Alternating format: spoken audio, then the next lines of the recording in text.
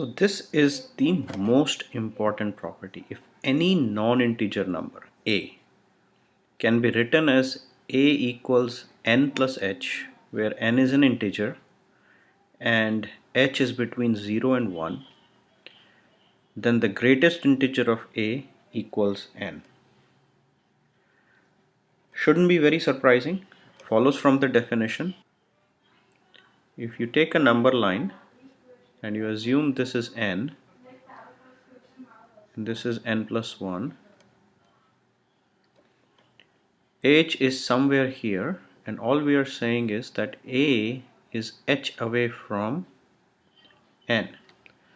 By definition of greatest integer function, it is very clear that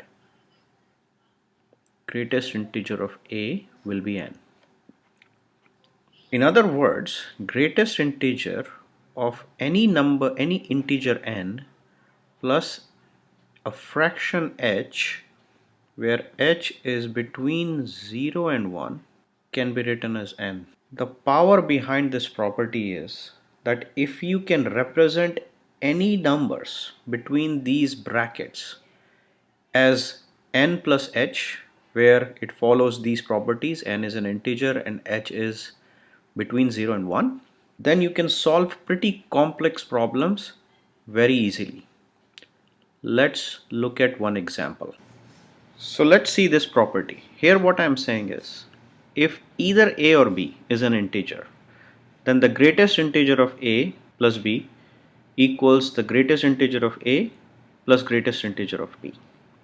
We saw this property, and the previous property we saw was a plus b greatest integer equals either greatest integer of a plus greatest integer of b, or greatest integer of a plus greatest integer of b plus 1. And we will come back to this property in the next slide, but let's just try to figure out what I'm saying here. What I'm saying is, if a and b, one of these is known to be an integer, then I am 100% sure that this will not apply. And we are going to use the property we just did, and I'll call it NH property, to solve this. And the NH property says is that if I have any number r, which I can write as n plus h, where n is an integer and h is between 0 and 1, then I can safely say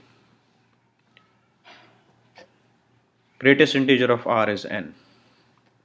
This is the property we just did previously, so if there is any confusion, please go back. Now let's look at a plus b.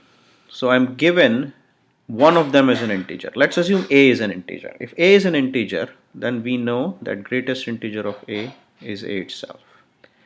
And b is the non-integer. So for b, I can write b as m plus k, where m is an integer and 0 is less than k is less than 1. In other words, greatest integer of b would be m itself. Now a plus b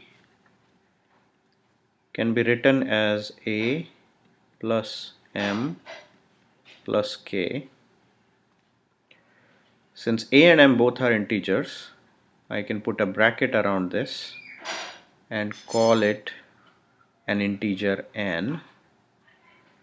And this is k. We already know it's between 0 and 1. So this is something like my h itself, right? So what that means is greatest integer of this quantity is same as n, which is equal to a plus m, which is nothing but greatest integer of a plus greatest integer of b. So we use this n and h property to derive this relationship. Let's see how we can derive this relationship for any two non-integers a and b using this same technique. We already know that greatest integer of a plus b equals either greatest integer of a plus greatest integer of b, or greatest integer of a plus greatest integer of b plus 1. Let's use the NH property to derive this relationship. Let's assume a is a non-integer with which can be expressed as n plus h, where n is an integer and h is between 0 and 1. So based on the NH property, we know that greatest integer of a will be n. Let's assume b to be m plus k, where m is an integer and k is between 0 and 1, and greatest integer of b will then be m by the NH property. Now what can we say about a plus b greatest integer? We can rewrite it as m plus n plus h plus k. We know this is an integer. This sum of two fractions which are between 0 and 1. It could be greater than 1 or it could be less than 1. So I will create two forks here. In the first fork, let's assume h plus k, sum of the two fractions, is actually greater than 1. This implies I can write h plus k equals 1 plus any fraction f where 0 is less than f is less than 1. So replacing this in the expression, I will have m plus n plus 1 plus f where 0 is less than f is less than 1. 1 is also an integer, so combining this with the integers, I will have m plus n plus 1 plus f. Now this is again NH form. This is an integer and this is a fraction between 0 and 1, and we know what happens in this form.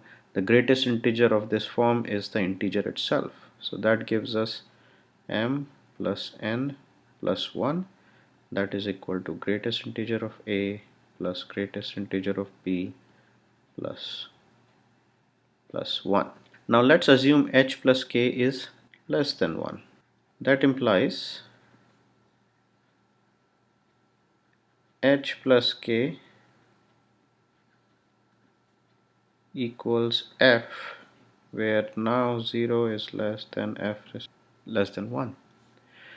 So I can rewrite this expression as m plus n plus f. This is again n and h form, where this is the integer n, this is the h, 0 is less than f less than 1, and we know the greatest integer of this is simply m plus n, which is same as greatest integer of a plus greatest integer of b. So when the fractions combine to form something greater than or equal to 1, in that case the expression evaluates to greatest integer of a plus greatest integer of b plus 1.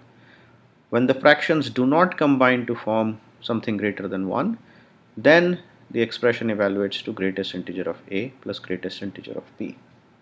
If you notice carefully, you will realize that when we were picking the values, this is exactly the reason why we were emphasizing that the fraction part of the two numbers should be taken into account, because they can change the equation. Now let's use the NH property to solve a problem. Pause the video to attempt the question yourself. I will start by giving you the OA so that you can see if you have got the answer right or not. So the OA to this question is D. I will start with statement A but not complete it, because statement A is fairly straightforward. You have two values of x equal to plus or minus root 3, which is equal to plus or minus 1.73. When you put both of these values of x into this equation, you will get x plus minus x equal to minus 1. So which answers no in both the cases. The question that is being asked is greatest integer of x plus greatest integer of minus x equal to 0? The answer is no. So this is sufficient. The real question is part B, when x is not an integer. Now, you can of course do this by taking several values and follow the values algorithm we discussed in the previous video, the moderate one. But we will use the NH theorem here to solve it. The good thing is we only have one variable here, but this will basically give you a very good understanding of how NH theorem can be used, how it is very powerful, and how it is not always that easy to use. So for statement B, right, let's use x is equal to n plus h, where n is an integer and h is between 0 and 1. So we know by NH theorem x equal to n. So far so good. But what about negative x? In terms of n and h, this is minus n and minus h, right? Now we have to somehow express this in the form of n plus h, where h has to be between 0 and 1. This is certainly not the case, and this is where the tricky part comes in. The way I will do that is I will subtract a 1 and add a 1 to this number. This is 0. So I'm basically adding a 0. So not changing the actual number, right? And now if I collect, minus n is an integer, minus 1 is an integer. So let's keep this one like this. Plus 1 minus h is going to be a fraction. What can we say about 1 minus h? If h is between 0 and 1, then minus h would be between minus 1, and then if we add 1 on both sides, then this can be written as 0 is less than 1 minus h is less than 1. Now 1 minus h can be written as k, and we have 0 is less than k is less than 1. So what that means is this expression can be written as minus n plus 1 plus k, where this is an integer and this is a number less than 1, between 0 and 1. So this is the NH form. When we get something in NH form, we know the answer to that question is greatest integer is this is equal to minus n minus 1. So my expression for any number x, x plus minus x, for any number x when x is not an integer is n minus 1 equal to minus 1. Answers a unique no to the asked question, hence sufficient.